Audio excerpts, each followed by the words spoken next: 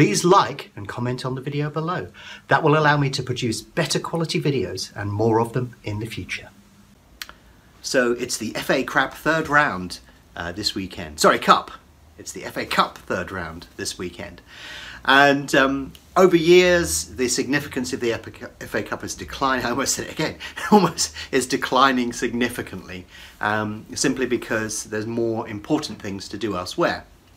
And that tends to bring up two key opportunities. Now, I'm not going to go into them extensively on this video because I've actually talked about this before. So it's better that you just watch those videos. And I'm going to put them on the end screen at the end of this video, and probably it's worth me linking to it on a card or something as well. But there are two videos that I've done before that cover it in a lot more depth. Each one of these videos is going to last 5 to 10 minutes and we'll discuss it in much more depth.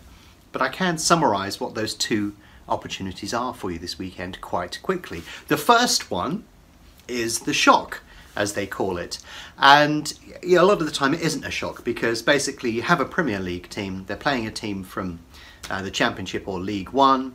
That Championship or League One team is high on confidence and is looking to make a bit of an impact, and the Premier League team is probably more concerned about fighting relegation, or they're low on confidence and they may not put out a full strength side, and all of those characteristics come into play, and that's where those shocks come from. Now, that can actually be quite a profitable strategy to pursue on its own, or as a trading strategy. So that's pretty beneficial as well.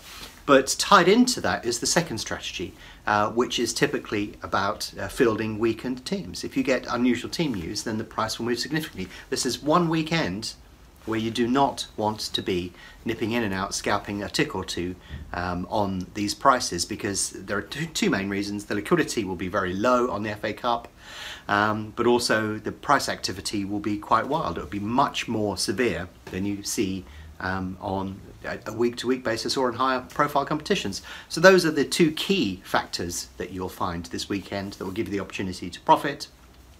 There is a third thing that I mention in the longer video, so watch the longer video if you want to get an explanation of exactly what that is. But yeah, just a short video to introduce those two other videos that you should watch based upon the FA Cup coming up this weekend. And I hope that your team does particularly well, because I don't think that mine will on this particular weekend. But anyhow, let's hope that all of your teams and mine don't get any more injuries and they can see themselves through to more important things in the coming week. Never been to an FA Cup final. My dad went to one many moons ago. I don't think I probably will. Oh no, actually, tell a lie. I went to see Southampton in 2003. What am I talking about? So I have been to an FA Cup final, but not at Wembley. Yeah, it's not going to be a competition that ranks high on my list of things to watch. I've been to a couple of midweek matches in the FA Cup and there are virtually nobody in the crowd. You get very small crowds, so not a major thing for me. If it is for you, I hope you enjoy it, but hopefully there'll be a few other sports to trade that will be a bit higher liquidity this weekend.